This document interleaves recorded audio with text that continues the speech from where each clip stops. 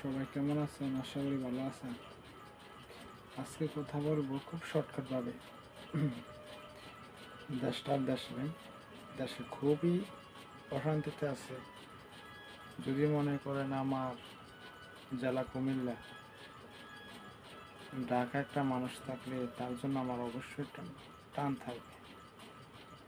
যেই বাংলাদেশের মধ্যে যে জেলার হোক, একটা মানুষ আমার আপন ভাইয়ের সমতুল্য, যদি তুমি তাকে মারো, কাউকে গায়ে হাত তুলবা না। আর দেশটা চাঁদাবাজিরা শেষ করে দিচ্ছে, এত চাঁদার জন্য মানুষ মায়েরা ফেলতেছে। তোমার কি মায়া দেওয়া লাগে না?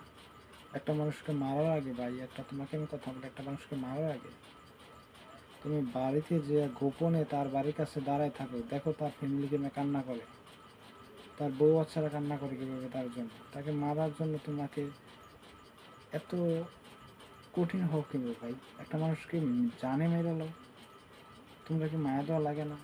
সামান্য চাঁদার জন্য কেন ভাই? কর্ম করে খাইতে পারো না? সম্মানে খাও, মানুষ থেকে জোর করে কিছু না ছিনিয়ে কর্ম করে খাও, হালালভাবে খাও, তোমার ইনকাম দিয়ে তুমি চলো। কেন জোর করে ট্যাক্স নিতে হবে, চাঁদা নিতে হবে? বাংলাদেশ নিয়ে মানুষ গর্ব করে, আর বাংলাদেশটা তোমরা শেষ করে ফেলতেছ এই চাঁদাবাজি কইরা, লুটপাট কইরা। এটা বুঝি কথা? দেশের বুঝি এভাবে হয়? যেই আদর্শ, যেই আওয়ামী লীগ, বিএনপি, জামাত, আমরা এগুলো নিয়ে পইরা থেকে তো সমস্যা দেশের মধ্যে আরো বাড়াচ্ছি।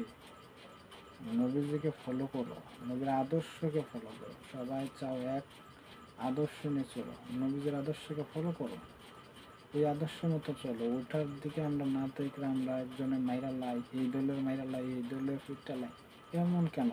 সবাই বাই বাই।